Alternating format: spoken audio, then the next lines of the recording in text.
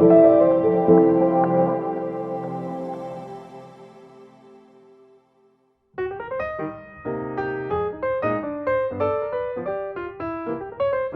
い、皆様こんにちは。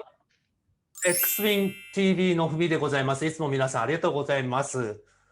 で本日も、X-Wing のクリプト TV の、KB さんにお越しいただきまして、またお話をいただきたいと思います。で今日も前回同様、ブロックラビットの、記事の中で X-Wing について触れていただいているところがありますので、そこについて少しお話をさせていただければと、していただければというふうに思います。KB さんよろしくお願いいたします。よろしくお願いいたします。じゃあ早速、ちょっと記事の方を共有させていただきます。そうですね。はい。ブロックラビットの方で X の紹介させていただいてますのでですね。はい。で前回もお話しさせていただきましたが、ここで検索画面で X-Wing というふうに入れたりとか、いろんなものを入れると検索ができるというような。そうですね。はい。じゃあ X-Wing と検索するとこういうふうに、画面が出ますと。そうですね。はい。で、ここで、そうですね。はい。7、8個の記事っていうのを X に関して書いてましてですね。なるほど、なるほど。はい。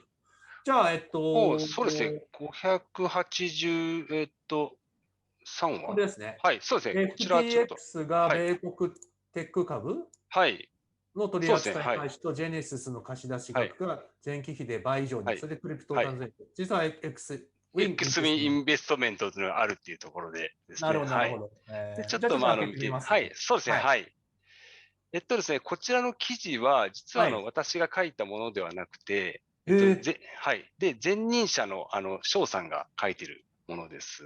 はい。で、2020年の11月なんですけれども、はい。ここは紹介しているのはFTX だとかですね。あと、ジェネシスだとか、その一般的な記事っていうところでですね。なるほど、なるほど。で、はい。で、下の方ですね、今日のスタートアップハントというところで、はい。X-Wing インベストメントというのを紹介されてましてですね。はい。これは、はい。投資家をつなげるファンドマネジメントプラットフォームというところで、なるほど。はい。で、こういったブロックラビット、スタートアップを常にサーチしてるんですけれども、そこでX-Wing インベストメントが引っかかったというところになります。はい。これをクリックすると、出てくるわけですね。そうなんですけども、ちょっと今はもう、クリックもう消えてましてですね。はい。で、ちょっと前まで実は、つい先月までワークしてましてですね。なるほど、なるほど。で、これちょっと入ってみたんですけれども、まずトッピーがいませんでしたね。なるほど。はい。トッピーがいませんでして、で、ERC20、イーサリアムベースで開発したものの、プロトタイプというのが出ていましてですね。なるほど、なるほど、なるほど。はい。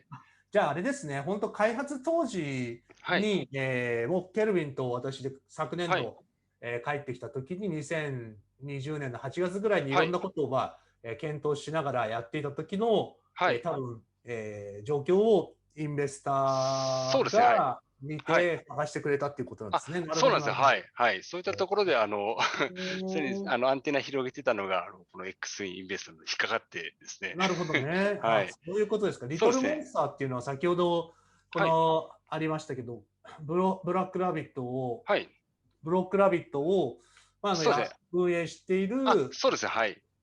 ベンチャーキャピタルみたいな。そうですね。はい。そのベンチャーキャピタルがいろんな、プロジェクトを探していると。で、そこにX-Wingインベストメントが引っかかったよっていう、そういう記事なんですね。そういう記事になります。はい。なるほど。はい。で、この当時はやっぱり、気づかなかったんですけども、私が後で見て、それこそ X-Wing で検索すると、翔さんがですね、書いていましてですね、これはと思ってちょっと紹介したいなと思った次第です。ありがとうございます。はい。面白いですね。そういう意味でやっぱりベンチャーキャピタルっていうのはいろんなアンテナを張って、当時もスタートアップしたばっかりで本当にもう全然気づかれないところだと思うんですけど、こういうふうに探してくれてるわけなんですね。はい、そうですね。はい。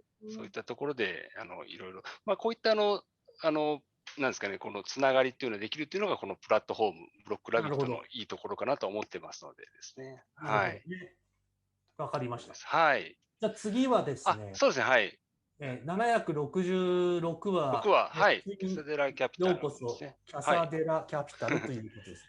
キャサデラ・キャピタルっていうのは、ソーシャルトレーダーの方、ここにも書いてある通り、ソーシャルトレーダーの、方ですよね。で、キャサデラ・キャピタルという、ヘッジファンドの方々と我々一緒にやらせていただいてるんですね。はい。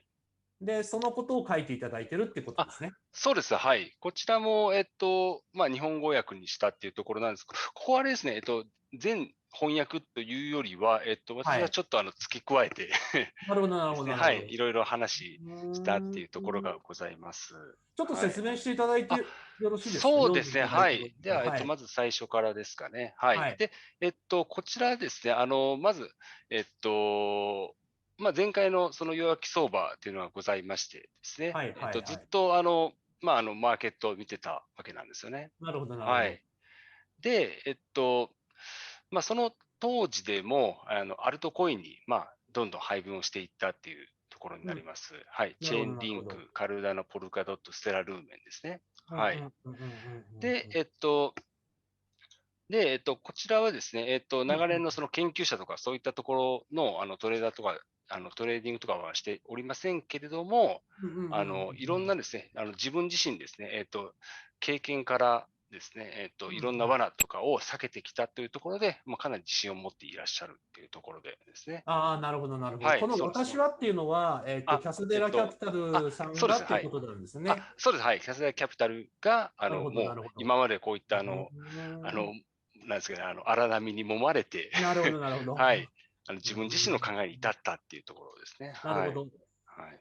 で、ここにも書いてある通り、ガチ法、分散投資、ドルコスト、平均、ファンダメンタル分析に基づいて、投資をしているということなんですね。そうですね。はい。そうですね。やっぱこの業界でやっぱ面白いところっていうのは、そのプロの方って言っても、結局今までそのプロ市場というのはなかったわけですから、はい。はい。こういったもう興味最初持っていただいて、で、ずっともうプロ、顔負けの分析とかをされていた方とかですね。なるほど、なるほど。はい。そういった方がもう、かなりこう、レベルの高い分析とかされてますのでですね。なるほど、なるほど、なるほど。で、これ見た時も私もやっぱすごいなと思ってですね。なるほど。はい。こういったやっぱり分散投資、ファンダメンタル分析とか当然入れるっていうのは重要ですし、なるほど。はい。で、この戦略もちゃんとこう公開してましてですね。なるほど。はい。まずそのBTC の半減期、そうですね、はい。BTC の半減期だとかですね。はい。こういったのは4年に1回ですかね、発生するんですけれども、はい。そういった合間のその値動きっていうところを分析しているだとかですね。なるほど。はい。で、あと、強気相場では、そのビットコインのそのドミナンスレートっていうんですけれども、この占有率というのは低下するっていうところで、そこも考慮しますというところですね。なるほどね。はい。あと次がですね、実は私ちょっと知らなかったんですけれども、なるほど。はい。デビッド・プエル氏の乗数っていうところで、これ、マイニングが、ですね、マイニングをする人たちのその放出の割合、なるほど。はい。そこを見て、テクニカル指標に落とし込んだっていうところがありましてですね。はい。すごいですね。はい。ここはもうまさに、ファンダメンタルズを考慮に入れた、トレーディング、テクニカル分析になるのかなというところですね。はい。はい。こういったのをしっかり見ていらっしゃるっていうところで、すごく、私はちょっと興味ありましたね、このキャスト。なるほど。はい。で、次が、やはりですね、今後のことをやっぱ見ていると。今後のことはやっぱ大事じゃないですか、こういったのって。はい、過去のパフォーマンスとかじゃなしにですね。なので、分散投資ですね。はい、をして、リターンを守っていきたいと。あと、弱気相場も当然経験していますので、なるほど、なるほど。はい、そういったところで、損失を被らないようにやっていくという、そういったところで、ターゲットっていうのを考えております。はい。なるほど。じゃあ、これ作った段階では BTC の強気のマーケットがあったけども、その先を読んで、アルトコインのイーサ、リンク、エイダ、ドット、BNB、などに配置をしていくというような戦略を打ち出しているっていうことですね。そうですね。はい。そういったところで考えていらっしゃるっていうところだと思います。なるほど。はい。で、これはターゲットっていうことで、どんな、暗号資産で成り立っているかっていうことが書いてあるわけですね。そうですね。はい。ここはオープンにしているっていうところですかね。なるほど、なるほど。そうですね。はい。なるほど。リンクとドットが非常に高くなってますね。そうですね。はい。はい。やっぱりまあ、今のと言いますか。今のトークンですよね。リバランスっていうのはこの割合を変えていくっていうことですもんね。はい、そうですね。はい。で、ダイナミックにリバランスをするというところなので、おそらくこの、まあ、プエル氏の乗数だとかですかね。はい。そういったドミナンスレートとかを見て、まあ、リバランスしていくと思うんですけれども。なるほどね。はい。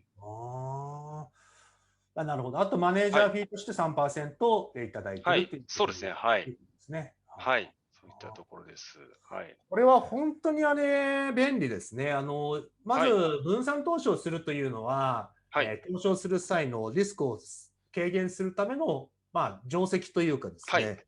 ですが、我々が自分で分散投資をするとなると、やっぱりいろんなマーケットの動きとか、いろんなコインを見ていかないといけないっていうことで、なかなか追いつかないですよね。もちろん、分析をしないといけないと思うんですけども、やっぱりこういうような、プロがやられている戦略に乗るっていうのも、一ついいアイデアだというふうに思いますね。はい、そうですね。はい。やっぱそういった分析の手間が省けるっていうところもありますし、はい。はい。特にこういう今ちょうど落ちているマーケットで、やっぱり落ちているマーケットの時にどういうふうに配置換えをしていくかっていうのは、やっぱりそのプロのさじ加減っていうのはやっぱりあるわけですね。そうですね。はい。まあ、やはりまあ、プロとそのアマの違いっていうところが、やはり資金を守るっていうところでございまして、なるほど。やっぱりどうしても、例えば100万円あればですね、100万円全部かけてしまうっていう、これなってしまいがちなんですね。今までのリターンとか見てですね。はい。で、やはりまあ、こういったその流れの中で、まあ、アマの人がやっぱ勝ってしまうというのはあるんですけれども、はい。やはりプロは、まあ、そういった、例えば下落の時とかにも、絶対に資金を減らさないようにして、次のチャンスを狙うと。はい。そういったところを心がけているというところになります。なるほど。はい。よくわかりました。本当に今日も、興味深い記事でした。ありがとうございます。まあ、けど本当にいろんな性格のそのトレーディングボルトというのがありますので、ぜひいろいろ見ていただいてですね、自分にやっぱ自分にやっぱ合ったその、まあ、マネージャーといいますか、トレーディングボルトっていうのがやっぱり一番いいのかなと思いますので、なるほど。はい。はい。ぜひわかりました。はい。はい、ありがとうございます。Xwing Crypto TV は DeFi のリスクを軽減するために、続けさせていただいております。また、そのため、我々はファイナンシャルアドバイザーではございませんので、投資は自己責任で、お願いできたらというふうに思います。また、よければ、購読、そしていいねボタンを押していただければと思います。KB さん、本日はまた大変ありがとうございます。ありがとうございました。また引き続きよろしくお願いいたします。よろしくお願いします。どうもありがとうございます。失礼します。We are not investment advisor and this video is for educational purpose. The DeFi work has a lot of risks, so please study with us.